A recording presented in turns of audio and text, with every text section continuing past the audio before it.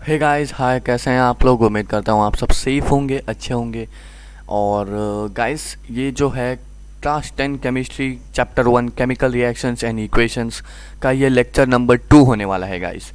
सो एक बार रिकॉल कर ले, पिछले लेक्चर में हमने क्या पढ़ा था। पिछले लेक्चर में हमने मतलब थोड़ा इंट्रो देखा था केमिकल रिएक्शंस के बारे में। उसको हम कई सारे इक्वेशन के फॉर्म में कैसे लिख सकते हैं, वो सारी चीज़ें हमने देखी थी पिछले लेक्चर में। सो इस लेक्चर में हम पूरा चैप्टर ख़त्म कर देंगे गाइस, पूरा चैप्टर ओवर कर देंगे, ठीक है। So first of all we will start with types of chemical reactions. There are different types of chemical reactions. जैसे आपको पता होगा बहुत सारे टाइप के केमिकल रिएक्शंस होते हैं। हमारे आसपास भी बहुत सारे केमिकल रिएक्शंस होते रहते हैं, ठीक है। सो पहला है कॉम्बिनेशन रिएक्शन। सो अभी आपको ये नाम पढ़कर ही कुछ बातें समझ आ रही होंगी। कॉम्बिनेशन, कंबाइन होना, ठीक है। तो समझ पा रहे हो। डेफिनेशन देखिए, a reaction in which two और more reactants combine to form a single product is known as combination reaction. So combination reaction का ये परफेक्ट डेफिनेशन है, ठीक है। अगर आप ये लिखोगे तो फुल मार्क्स मिलेंगे आपको, ठीक है। फुल मार्क्स मिलेंगे, एकदम परफेक्ट डेफिनेशन है गाइस। सो ये कॉम्बिनेशन रिएक्शन है क्या? एक ऐसा रिएक्शन है जिसमें दो या दो से ज़्यादा, ठीक है, दो या दो से ज़्यादा रिएक्टेंट्स मतलब एलएचएस में जो होते हैं वो रिएक्टेंट्स, दो या दो से ज़्यादा रिएक्टेंट्स को जब हम कंबाइन करेंगे और जो प्रोडक्ट फॉर्म होगा उस ऐसी इस प्रोसेस को हम कहते हैं कॉम्बिनेशन रिएक्शन, ठीक है। जैसे NaCl कैसे फॉर्म होता है ये आपको पता है। NaCl 2Na plus Cl2 is equals to 2NaCl। अगर मैं Na, ओके 1 मिनट, ओके, अरे ओके, अरे okay, so Na plus Cl2 अगर मैं बोलूँ तो ये होता है NaCl, ओके। सो ये NaCl मतलब ये क्या है, दो से ज़्यादा रिएक्टेंट्स है, दो या दो से ज़्यादा मतलब दो रिएक्टेंट्स है यहाँ पर, और उनकी मदद से एक सिंगल प्रोडक्ट फॉर्म हो रहा है। तो ये एक एग्जांपल है कॉम्बिनेशन रिएक्शन का, ठीक है। नेक्स्ट जो एग्जांपल हो सकता है वो CO2 कार्बन डाइऑक्साइड का, ठीक है। इसको इरेज कर दूँ, C plus O2 is equals to CO2, ये भी एक एग्जांपल है। देन ये slaked lime CaO plus H2O is equals to CaOH2 plus heat, ठीक है। बर्निंग ऑफ कोल एक एग्जांपल हो गया, ठीक है। सो होप कि आपको कॉम्बिनेशन रिएक्शन क्या होता है समझ आ गया होगा। कॉम्बिनेशन रिएक्शन का एक परफेक्ट इक्वेशन अगर मैं आपको बोलूँ तो A plus B is equals to AB, यही है perfect equation of combination reaction, ठीक है।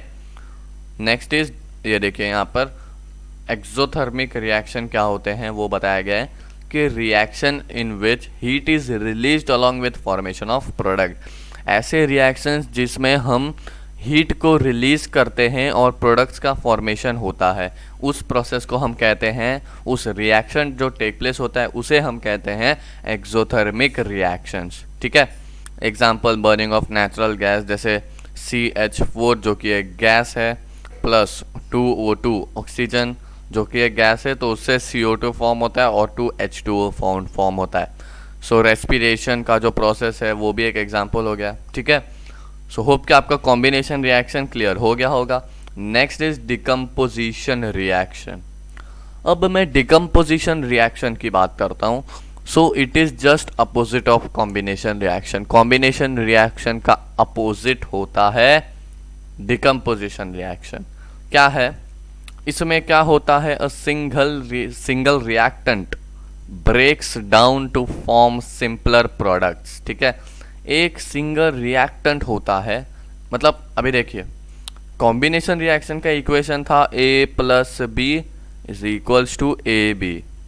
इसका इक्वेशन क्या है, इसका उल्टा, AB is equals to A plus B, ठीक है। जैसे 2AgCl सिल्वर क्लोराइड जब हम सनलाइट में उसे हीट करेंगे सो वो क्या 2Ag और क्लोराइड जो है सिल्वर और ये अलग अलग हो जाएंगे। आ रहा है समझ में? आया समझ में? सो ये मतलब डिकम्पोजिशन और कॉम्बिनेशन जो है एक दूसरे के अपोजिट है। ठीक है, सो देखिए कॉम्बिनेशन में a प्लस बी था, यहाँ पर A B is equal to A plus B है।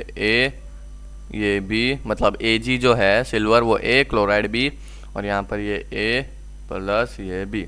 तो ये इक्वेशन आपको समझ आ गया होगा। ठीक है, सो ये डिकम्पोजिशन रिएक्शन, कॉम्बिनेशन रिएक्शन आपका क्लियर हो गया होगा।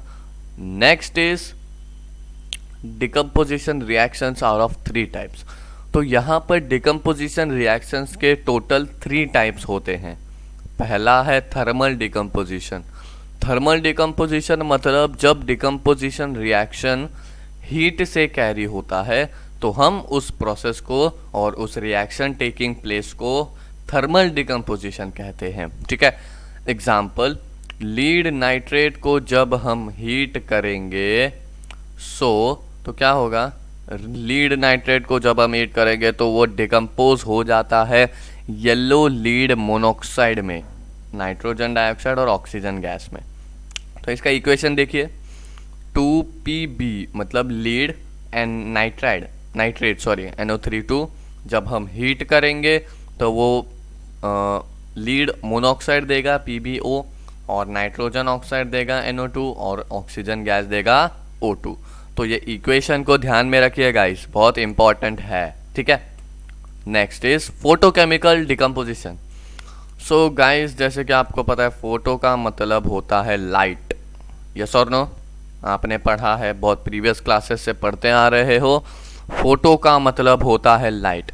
सो when decomposition reaction is carried out in presence of sunlight we call this reaction taking place as photochemical decomposition.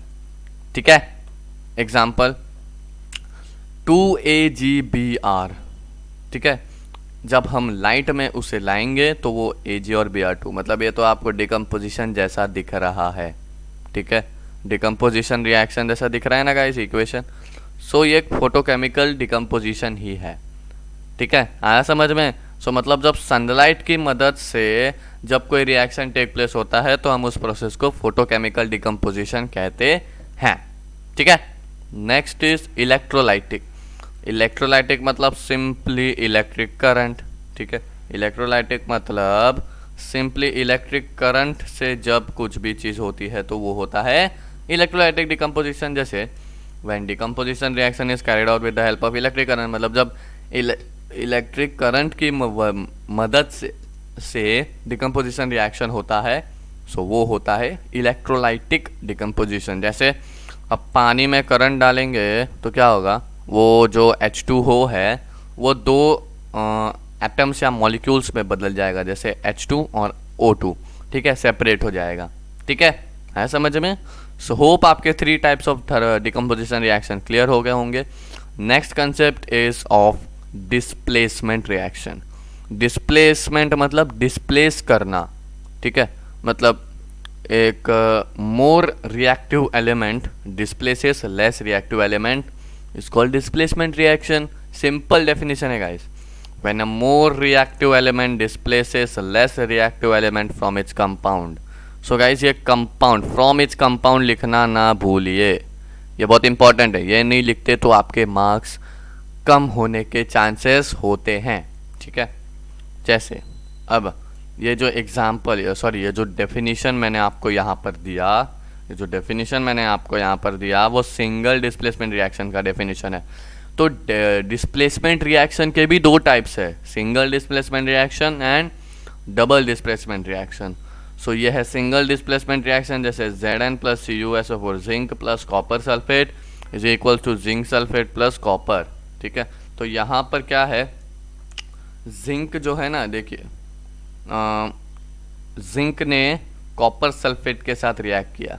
ठीक है, डिस्प्लेस कर दिया, कॉपर को डिस्प्लेस कर दिया जिंक ने और अपनी जगह यहाँ पर बना लिया और यहाँ पर ZnSO4 आ गया। ठीक है, आया समझ में? नाउ डबल डिस्प्लेसमेंट मतलब the reaction in which 2 atoms और ग्रुप ऑफ एटम्स, ठीक है, 2 एटम या उसके ग्रुप के एटम्स को जब कोई दूसरे ग्रुप ऑफ एटम या फिर दो एटम्स को डिस्प्लेस कर देता है उस कंपाउंड्स में, तो हम उसे डबल डिस्प्लेसमेंट रिएक्शन कहते हैं, ठीक है। और इसे प्रेसिपिटेशन रिएक्शन भी कहा जाता है। प्रेसिपिटेशन यानी इनसोल्यूबल सॉल्ट, ठीक है, गॉट इट। आगे so example, sodium sulphate plus barium chloride is equals to barium sulphate plus NaCl, sodium chloride. तो यहाँ पर ये जो सोडियम है ये इसको डिस्प्लेस कर रहा है, फिर ये इसको डिस्प्लेस कर रहा है, तो ये डिस्प्लेसमेंट रिएक्शन हो रहा है और दो एटम्स यहाँ पर एक दूसरे से एक्सचेंज कर रहे हैं, ठीक है। मतलब यहाँ पर Na2 की जगह वो बेरियम ने ले ली और यहाँ पर Ba की जगह Na ने ले ली, सोडियम ने ले ली। सो ये आपको ध्यान में रखना बहुत ज़्यादा ज़रूरी है। Next is redox reactions. तो अभी रिडॉक्स रिएक्शंस क्या है ये मैं अभी आपको बताता हूँ, एक मिनट।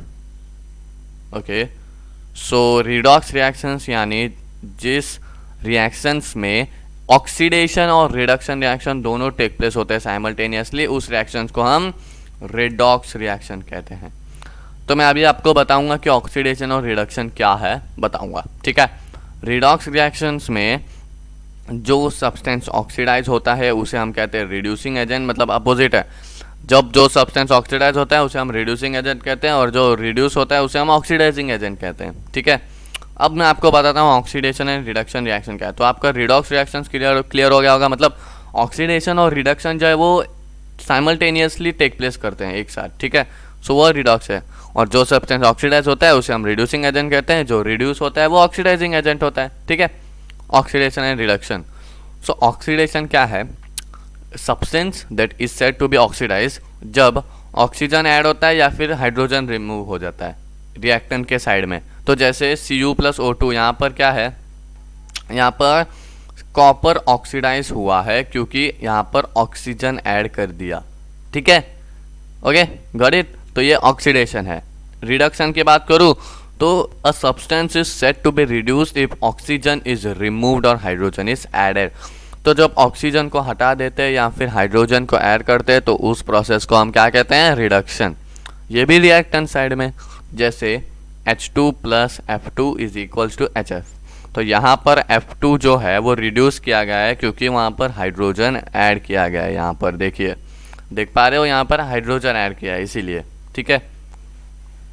नाउ यहाँ पर देखिए, आप देख पा रहे हो, बड़ा एग्जाम्पल दिया मैंने, Fe+O2 is equals to Fe2O3। तो यहाँ पर O2 और ये O3 oxygen reduction take place हो रहा है और यहाँ पर Fe और यहाँ पर ये वाला Fe, इसमें क्या ऑक्सीडेशन टेक प्लेस हो रहा है, ठीक है। तो क्या एडिशन, ऑक्सीजन ऐड किया गया है यहाँ पर, ठीक है, इसलिए यहाँ पर ऑक्सीडेशन टेक प्लेस हो रहा है, ठीक है। सो ये रिएक्शन बहुत इंपॉर्टेंट है, इसे नोट डाउन कर लीजिए। Now effects of oxidation and reduction reaction. So corrosion, अब किसी भी आयरन के मेटल को जंग लग जाता है, सो वही बेसिकली होता है कोरोजन। अभी जंग लगना, जंग लगता है ना, हम बोलते हैं जंग लग गया, सो वो होता है कोरोजन, ठीक है। सो ये आपको जानना बहुत ज़रूरी है। जैसे when a metal is attacked by substance around it such as moisture, acid, air, water, so it is said to be corrode and the process is known as corrosion, ठीक है। सो जब कोई मेटल को एक सब्सटेंस अटैक करता है जैसे moisture, acid, air, water, सो उसको कोरोड होता है, मतलब जंग लग जाता है ऐसा बोलते हैं, और उस प्रोसेस को हम कहते हैं कोरोजन, ठीक है। जैसे rusting of iron, blackening of silver, green coating on copper. Corrosion, अभी corrosion causes damage to car bodies, iron railings, ships and mainly to all objects made up of iron और metal, specially iron, ठीक है। मतलब जो भी objects iron से बने हैं उन पर वो ज़्यादातर काम करता है, ठीक है, उन पर वो ज़्यादातर काम करता है। अब रस्टिंग ऑफ आयरन तो आपको पता होगा, जो कि रेडिश ब्राउन कलर का आता है ना मेटल्स पे, ठीक है। सो मैंने आपको पिछले वीडियो में वो बताया था जब जंग लग रहा है, वो एग्जाम्पल था, ठीक है। सो आपको ध्यान रखना है। सो लस्ट जो है, रस्ट लगता है ना, मतलब जंग लगता है, तो वो बेसिकली हाइड्रस आयरन 3 को कंटेन करता है, ऑक्साइड, ठीक है। और आयरन 3 ऑक्साइड हाइड्रोक्साइड वो उस जो कोरोजन प्रोसेस है आयरन पे उसको कंटेन करता है। तो इसके बारे में आपको डिटेल में जाने की ज़रूरत नहीं है, बस थोड़ा बहुत मैंने ऐसे ही डिटेल में बताने की कोशिश की है, ठीक है। ओके, सो अभी ब्लैकनिंग ऑफ सिल्वर की अब मैं बात करता हूँ। तो ब्लैकनिंग ऑफ सिल्वर में क्या होता है, वो ब्लैक होता क्यों है, ठीक है। ब्लैक होता क्यों है, क्योंकि वो जो ब्लैक सरफेस है उस पर हाइड्रोजन सल्फाइड अटैक कर देता है, सल्फर, ठीक है, जो कि हवा में प्रेजेंट होता है, ठीक है। जब सिल्वर उससे कांटेक्ट में आता है तो केमिकल रिएक्शन टेक प्लेस हो जाता है और ब्लैक लेयर फॉर्म हो जाता है। सो सिल्वर ऑक्सीडाइज जो है, सिल्वर जो है ना वो बहुत फास्टर ऑक्सीडाइज होने लगता है, क्योंकि लाइट और हाई ह्यूमिडिटी की वजह से, ठीक है। सो ये क्यों होता है, समझ आया आपको। सो ये कारण है क्योंकि जो सिल्वर पर ब्लैकनिंग होता है यही उसका एक मेन कारण है, ठीक है। Now green coating on copper. So green coating on copper बोलूँ तो उसका एक सिंपल सा एग्जांपल है, जैसे आयरन है। सो अगर उसको हम ओपन एयर में छोड़ देंगे अनप्रोटेक्टेड तो वो करोड़ हो जाएगा, मतलब कोरोजन हो जाएगा, जंग लग जाएगा। सो एक ऑरेंज रेड आउटर लेयर आ जाएगा, जैसे मैंने आपको बताया। सो उस केस में कॉपर जो है ना वो एक्सपोज किया रहता है, कॉपर जो एक्सपोज किया रहता है ना एलिमेंट्स में, वो कुछ केमिकल रिएक्शंस करता है और शाइनी मेटल पर एक ग्रीन लेयर फॉर्म कर देता है, जिसको हम पैटीना बोलते हैं, ठीक है। सो ये आपको ध्यान में रखना है, आया समझ में। सो ये सारी चीज़ें थोड़ी बहुत मैंने इन्फॉर्मेशन दे दी, अगर आपको जाननी है नोट डाउन कर लीजिए, नहीं तो कुछ इतने ज़रूरी नहीं है, बस थोड़ा एग्जांपल के तौर पर ऐसे ही थोड़ा एक्स्ट्रा इन्फॉर्मेशन के तौर पर मैंने आपको यहाँ पर बता दिया, ठीक है। Next, rancidity. When fats and oils are oxidized, they become rancid, their smell and taste changes. So अभी कुछ भी फूड आइटम है, सो जब ये वो रैंसिड होता है, ठीक है, सड़ जाता है, हम उसे खाने की कोशिश करते हैं तो उसका पूरा स्मेल चेंज हो जाता है, टेस्ट चेंज हो जाता है, कड़वा कड़वा अजीब सा कुछ स्मेल आता है, अजीब सी टेस्ट लगती है, तो हम उस फूड आइटम को बोलते हैं वो रैंसिड हो गया है, ठीक है।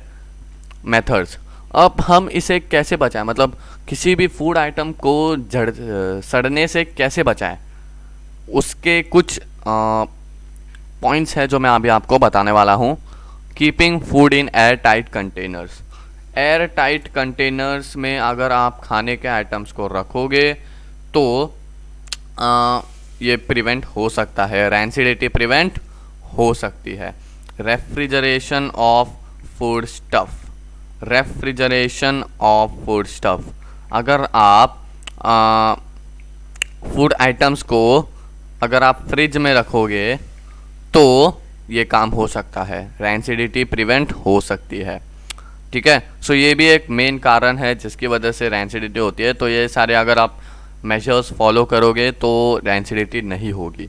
अवॉइड कीपिंग डायरेक्ट सनलाइट में, सनलाइट में अगर आप फूड आइटम्स को रखोगे तो भी सड़ने के चांसेस बहुत ज़्यादा बढ़ जाते हैं। सो ये भी अवॉइड कीजिए, सनलाइट में आप डायरेक्टली फूड आइटम्स को मत रखिए, ठीक है। Packing of food items like chips और wafers in packets containing nitrogen gas instead of air. हवा के मतलब आप अभी चिप्स होते हैं, चिप्स खाते हो ना, वेफर्स और चिप्स, वो एकदम फूले फूले होते हैं, पर अंदर देखो तो बहुत कम चीज़ होती है, यस और नो। बहुत जन ऐसा हुआ होगा, बहुत फूले फूले होते हैं वो, ऐसा लगता है अरे वाह बहुत ज़्यादा है इसमें तो, बट होता कुछ भी नहीं है, ठीक है। सो वो सिर्फ फूले फूले होते हैं, उसमें नाइट्रोजन गैस होता है। क्यों रखते हैं, क्योंकि अभी ज़्यादा दिन तक वो चिप्स टिकाने होते हैं उनको, बिजनेसमैन को जो मतलब चिप्स बेचते हैं वो सारी चीज़ें, सो उनके लिए वो नाइट्रोजन गैस भरते हैं ताकि जो चिप्स है वो सड़ ना जाए, इसीलिए, ठीक है। सो अगर आप किसी मतलब चिप्स और वेफर्स का बिजनेस है या कुछ है, सो उसको अगर आप ऐसे नाइट्रोजन गैस में रखोगे इंस्टेड ऑफ एयर, हवा ना भर के, सो वो जो रैंसिडिटी है वो सड़ना बंद हो सकता है, ठीक है। एंटीऑक्सीडेंट्स, अगर आप एंटीऑक्सीडेंट्स ऐड करते हो, जैसे मतलब सब्सटेंस विच प्रिवेंट ऑक्सीडेशन, ऐसे सब्सटेंस जो ऑक्सीडेशन को प्रिवेंट करते हैं, बचाते हैं, अगर आप फूड में ऐसे एंटीऑक्सीडेंट्स ऐड करते हो तो भी रैंसिडिटी को प्रिवेंट किया जा सकता है गाइस, ठीक है, ओके गॉट इट। तो ये 5 पॉइंट आपको ध्यान में रखने हैं, ठीक है। ओके सो थैंक यू, यहीं पर मैं आज का लेक्चर एंड करता हूँ। सो मिलते हैं अगली वीडियो में, तब तक के लिए bye, take care and stay safe. अगर आपके मन में कुछ भी डाउट आता है तो आप कमेंट में लिख सकते हो, या फिर हमारा टेलीग्राम का ग्रुप है, ठीक है, उस पर सारे डेली अपडेट्स आते रहते हैं, डेली डीपीपीज भी अपलोड होती हैं। या फिर हमारा इंस्टा पे भी एक ग्रुप है जिसमें आपके सारे डाउट्स, अगर आप उधर मैसेज करते हो तो आपके सारे डाउट्स वहाँ पर विद इन 1 और 2 आवर सॉल्व हो जाते हैं, ठीक है। सारे डाउट्स सॉल्व हो जाते हैं गाइस, सारे डाउट्स। सो आपको अगर कुछ भी डाउट आ जाए तो आप हमारे इंस्टा ग्रुप पर भी, मतलब मेरी जो इंस्टा की आईडी है वो मैंने डिस्क्रिप्शन बॉक्स में दी है, सो आप मेरे को डायरेक्टली डीएम कर सकते हैं। सो उसकी मदद से मैं आपको उस ग्रुप में ऐड कर दूंगा और फिर आप आपके डाउट्स पूछ सकते हैं। फिर 1 या 2 घंटे बाद आपके सारे डाउट्स जो है वो हो जाएंगे क्लियर। फिर आपके मन में कोई भी डाउट नहीं होगा, और लेक्चर्स, डिटेल, नोट्स। हाँ, नोट्स से याद आया, इस चैप्टर का मतलब अभी हमने तो ये चैप्टर पूरा ख़त्म कर दिया है, एंड हो गया, ओवर हो गया है। सो इसके जो नोट्स है वो आपको टुमारो, कल मिल जाएंगे। यूट्यूब पर मैं कल अपलोड कर दूंगा इसके नोट्स। सो आप एक्टिव रहिए हमारे साथ, कल इसके नोट्स अपलोड हो जाएंगे। सो मिलते हैं अगली वीडियो में, ठीक है। तब तक के लिए bye, take care and stay safe. Okay, bye guys.